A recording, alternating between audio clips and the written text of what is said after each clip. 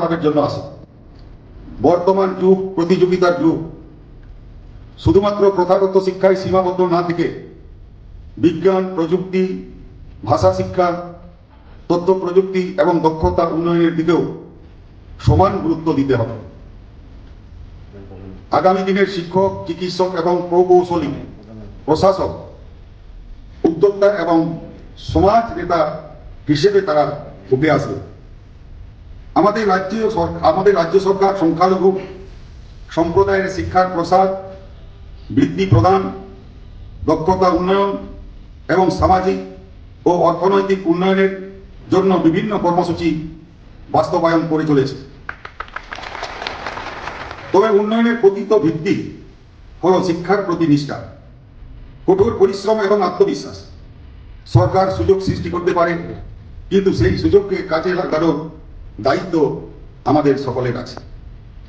আমি এখনো তবে একটু বলতে পারি যে আপনাদের ন্যায্য দাবি, প্রয়োজন এবং সমস্যাগুলি যথাযথভাবে সংশ্লিষ্ট কর্তৃপক্ষের কাছে উপস্থাপনা করা হবে।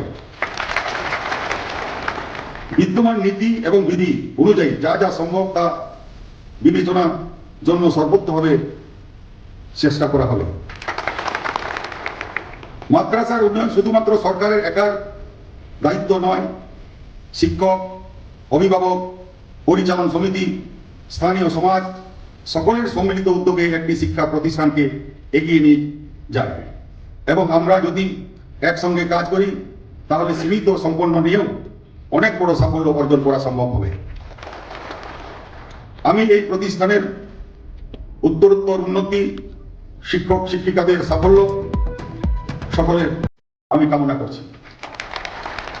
অর্থাৎ বর্তমানে আনএডেড মাদ্রাসা, আমার কাছে যেটা রেকর্ড আছে সেটা 601টা আনএডেড মাদ্রাসা আছে। প্রায় ছাত্র সংখ্যা 82,000-এর মতো আছে, তারা শিক্ষা লাভ করছে এই আনএডেড মাদ্রাসা থেকে।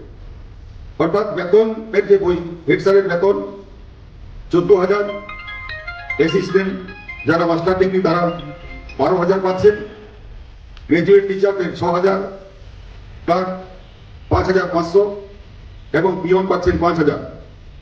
অর্থাৎ এখানে কিছু আবার শিক্ষকের ঘাটতি আছে কিছু মাদ্রাসায়, এবং কিছু মাদ্রাসায় ছাত্র ঘাটতি আছে, শিক্ষক আছে। এই ধরনের কিছু মাদ্রাসা আমরা বিভিন্ন দপ্তরের মাধ্যম থেকে আমরা জানতে পেরেছি। তো যেসব মাদ্রাসায় ছাত্র নেই সেই সব মাদ্রাসা, কারণ যারা শিক্ষকরা রেমুনেশন পাচ্ছেন তাদেরকে আমরা কাছাকাছি জায়গায় আমরা শিফট করার চিন্তা ভাবনা সরকারের আছে। এবং যেসব সত্যি এই বর্তমান যে দ্রব্যমূল্যের বৃদ্ধি ফলে এই মাইনে দিয়ে সংসার চালানো একটু শিক্ষক মাস্টারমশাইদের একটু কঠিন সমস্যা হয়, সেই জন্য তাদের রেমুনেশন একটু বৃদ্ধি করা যায়। আমি সরকারের কাছে আমরা সেগুলো নিয়ে চিন্তা ভাবনা চলছে। রেমুনেশন অবশ্যই আপনারা বাড়ানো হবে, এটা সরকারের চিন্তা ভাবনা আছে। কিছু কিছু বিষয় হচ্ছে না বললেই নয়, অনেকেই হয়তো ভাববেন যে আপনারা শিক্ষকরা অনেকেই দেরি করে আসেন। এটা বলতে বাধ্য হচ্ছি, কারণ আমরা সবাই কিন্তু, আমিও শিক্ষক, আপনারাও শিক্ষক। এটা যেন না হয় ওটা আপনাদেরকে ভাবতে হবে। কারণ অনেক শিক্ষকরা আবার যেগুলো শিক্ষক নেই, আমি অনেক মাদ্রাসা যারা ব্যাগের থলি নিয়ে বাজার করতে চলে যায়, স্কুল চলছে বাজার করতে, এই ধরনের যেন না হয়। আমরা যখনই টাইমটা অন্তত মেনটেন করতে হবে। এবং যেটা শিক্ষার যে বিষয় আলিদা বললেন বা মাসুম মাদ্রাসাও বললেন, আমরা শিক্ষাটাকে আধুনিকরণ করতে চাইছি।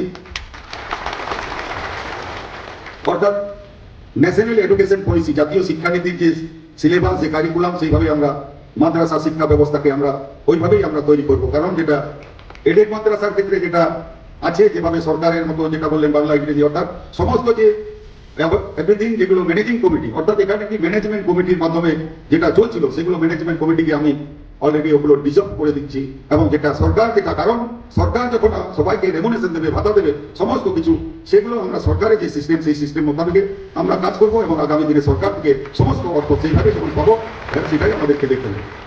আমি কারণ এই যে ছাত্রছাত্রীদের যে বৃত্তি, সেই বৃত্তি যেন প্রত্যেক বছরের মধ্যে সেই বৃত্তিগুলো প্রদান করা যায়, সেটাও সরকার চিন্তা ভাবনা করেছে। এবং ছাত্রছাত্রীদেরকে, যেটা আপনাদের অনেকেই আমার কাছে এসেছে, মিড ডে মিল, কারণ এই বিষয়টা আমি যেহেতু কেন্দ্র সরকার এই মিড ডে মিল অর্থ বরাদ্দ করে, সেই বিষয়ে যেহেতু এখানে আনএডেড কথাটা আছে, সেই জন্য এই ক্ষেত্রে কিছু সমস্যা হচ্ছে ওই আনএডেড কথাটার জন্য। তো সেই কিন্তু ছাত্রছাত্রীদের স্বার্থের কথা ভেবে আমিও চেষ্টা করছি যাতে করে তাদেরকে অন্তত মিড ডে মিল দেওয়া যায়,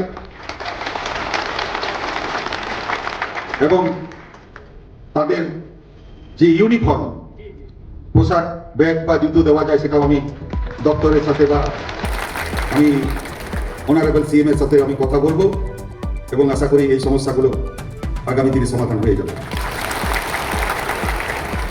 কিছু কিছু শিক্ষক আবার অন্য পেশার সাথেও আপনারা যুক্ত আছেন, কিছু মানে বলতে বাধ্য হচ্ছি, শিক্ষকের সাথে সাথে অন্য পেশা হিসেবে তারা কাজ করেন, এগুলো একটু বিরত থাকুন, আপনারা মাস্টারমশাই মানুষ, হ্যাঁ, এগুলো আপনারা দেখবেন, হ্যাঁ, এবং রেগুলার যে ক্লাস যাতে করে সঠিক হয় এইগুলো দেখবেন, এইটাই আমার বলার ছিল।